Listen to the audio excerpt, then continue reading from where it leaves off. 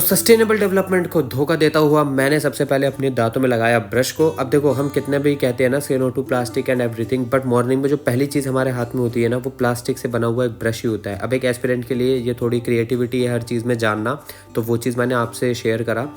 Morning में अपना bed बनाता हूँ, सही करता हूँ, और उसके बाद ब्लैक कॉफ़ी अपने लिए प्रिपेयर कर लेता हूँ। और ब्लैक कॉफ़ी पीते पीते आज के अपने जो डेली के टारगेट्स थे उनको थोड़ा सा सोच रहा था क्या क्या करना है। फिर ये मेरी लव बर्ड्स हैं, क्यूटी सी दोनों, इन दोनों के लिए मैंने अपना फूड रखा। ये सब बेसिकली कुछ चीज़ें हैं मॉर्निंग में जो मैं फॉलो करता हूँ, राइट। तो मैं आपको वो रियलिटी दिखा रहा हूँ। और आज मैं सच बताऊँ तो मैं लेट भी उठाऊँ काफ़ी, तो ये सब काम भी मुझे निपटाने थे। फिर ये है मेरी फिशेस जो हमारे घर में है, तो इनको भी मैंने फ़िश फूड डाला। और आप देख सकते हैं ऑस्कर कितनी बुरी तरह छलांगे मारती है खाना मिलते ही। अब ये सब चीज़ें कंप्लीट हो जाती हैं और मैं अपने डेली के टारगेट्स आज लिखता हूँ कि मेरे को क्या क्या कंप्लीट करना है। ऑलराइट, तो मैं भी आपको ये सजेस्ट करूँगा कि मॉर्निंग में उठ के सबसे पहला आपका यही काम होना चाहिए कि आप अपने टारगेट सेट करो। फिर अपने टारगेट को कंप्लीट करने में लग जाता हूँ। सबसे पहले मैं बैठ जाता हूँ अपनी इकोनॉमी पढ़ने के लिए। इकोनॉमी का सबसे पहले मैंने आज ओरिएंटेशन लिया था, ठीक है। तो ओरिएंटेशन अपना ये जितना भी था ये सारा कंप्लीट्स करा और इनके नोट वगैरह जो थे वो बनाए। फिर अपना लंच करने के लिए चला जाता हूँ। लंच में थोड़ा कम ही खाना, आज मैंने ज़्यादा खा लिया था, जिसका अंजाम आपको अगली वीडियो में अभी देखने को मिल जाएगा थोड़ी देर में। अपनी थोड़ी बहुत देर नोवेल पढ़ी खाना खाने के बाद, और नींद से बचने के लिए जो घर का काम था पहले वो निपटाने के लिए बाहर चला जाता हूँ। ये एंट्री हुई है मेरी हॉस्पिटल में। फिर उसके बाद नर्सरी में जाके कुछ पौधे ले लिए थे तो उनको वापस करना था, वो सारे काम करे। और फिर स्टेशनरी में आके अपनी बुक्स पैरल करवानी थी मेरे को, वो दे दिया मैंने काम। अब घर पे आ रहा था तो देखा भाई आज सड़क खुद रही है यहाँ पर, बेसिकली रोड प्रिपेयर हो रही थी। ठीक है, अच्छी बात है। तो ये सब चीज़ें हो ही रही थी। और भाई जेसीबी की खुदाई सबसे ज़्यादा लड़के हम लोग देखने वाले हैं, तो इस जगह का वॉच टाइम सबसे ज़्यादा आने वाला है पूरी वीडियो में। फिर घर आके अपना जो वापस इकोनॉमी के नोट्स लेने चले जाता हूँ जो प्रिंट के लिए दिए थे, और वापस आ जाता हूँ अपनी स्टडी टेबल पे।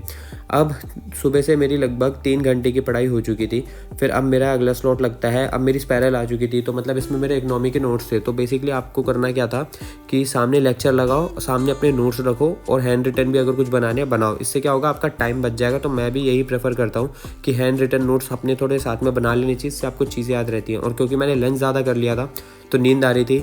अब भाई मैं तो यही सजेस्ट करूँगा कि मुंह धोना पड़े या कुछ भी करे भाई पढ़ो। अभी 2 ही घंटे हुए थे पढ़ते हुए, बट देखो नींद आने लगी थी और उसका कोई सोल्यूशन भी नहीं था।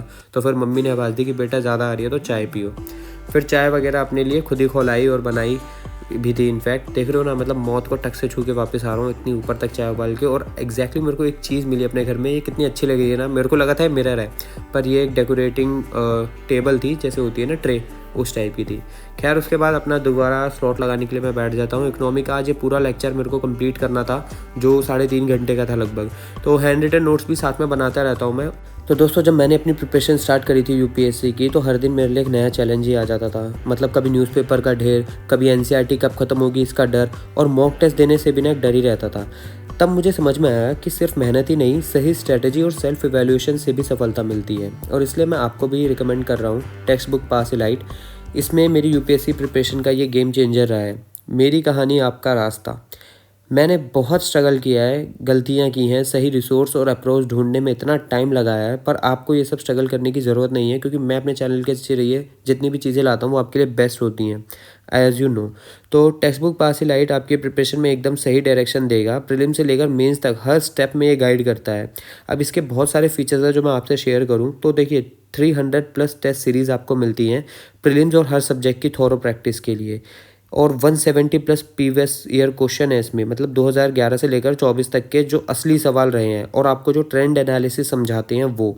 फिर डेली समाधान करके करंट अफेयर्स भी है, जो रोज़ एक चीट शीट देता है ताकि आप क्विकली समराइज़ कर पाएँ। और इन चीट शीट्स में स्टैटिक टॉपिक के भी रिवीजन होते हैं। मेंस आंसर राइटिंग के टेस्ट के लिए ये आपको प्रॉपर इवैल्यूएशन करवाते हैं आपको इम्प्रूव करने के लिए, और इसमें परफेक्ट हो जाए आप, ये इनकी पूरी कोशिश रहती है। सफलता का सफ़र आज ही शुरू करें। मैं आपको हाईली रिकमेंड करता हूं कि आप टेक्स्ट बुक पास इलाइट से प्रिपरेशन करें। मेरे जितना टाइम और एफर्ट आपको खुद से रिसोर्स ढूंढने में नहीं लगाना पड़ेगा। रियल एग्जाम एक्सपीरियंस के साथ स्पीड और एक्यूरेसी पे भी फोकस करता है। और अपने सपने को सच करें, अभी रिसेंटली इन्होंने अपना 100 डेज टारगेट प्रीलिम्स प्रोग्राम भी स्टार्ट करा था 2025 के लिए, जिसमें आपका daily self assessment, triple revision strategy, 100+ test with structured practice और integrated static and current affairs भी हैं।